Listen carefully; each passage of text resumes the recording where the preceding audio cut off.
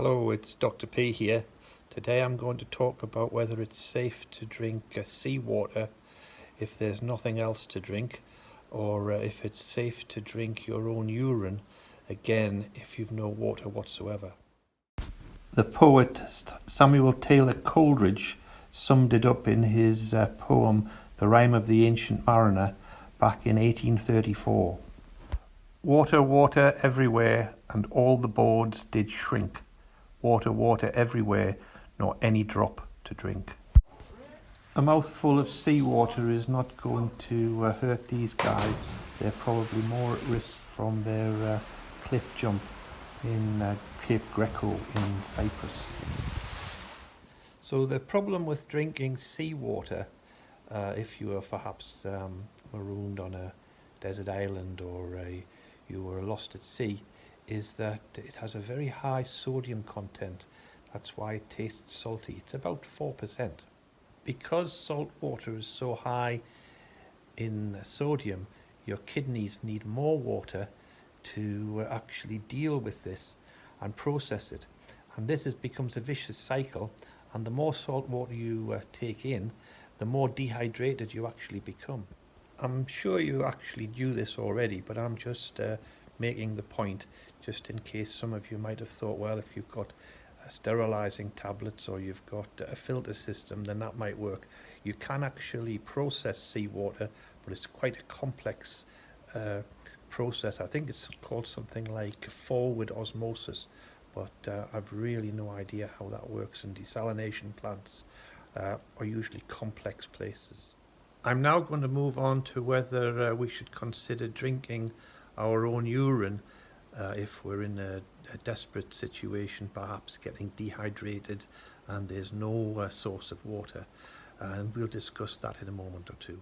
Well, I'm not going to give you three guesses what this is. It's warm and salty, and let's talk about what we're going to do with it.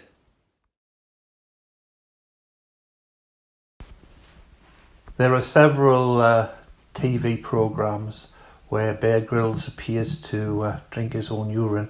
I've left you some links, as I can't show these clips because of copyright.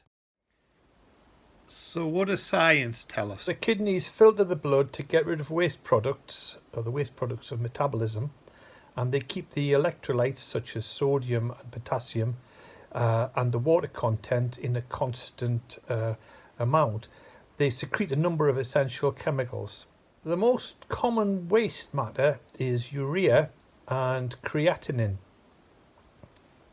and these are usually eliminated via the kidneys into the urine.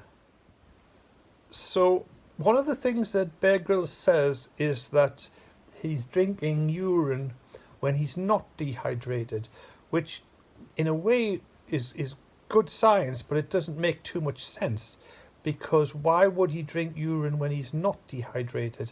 If he were to drink it when he's dehydrated, then it would actually make the problem even worse. I'm going to give you the link for the NHS website, and you can make up your own mind, as always, using the science to help you make your decision. But I'm afraid I think that Bear Grylls has made a mistake here, and that drinking one's own urine is not a good idea, especially if a person is dehydrated. So to recap, I wouldn't drink seawater, and I wouldn't drink my own urine. The urine in the glass actually ended up going down into the toilet. If you liked the video, please press the like button, the bell for future notifications, and consider subscribing. Thank you.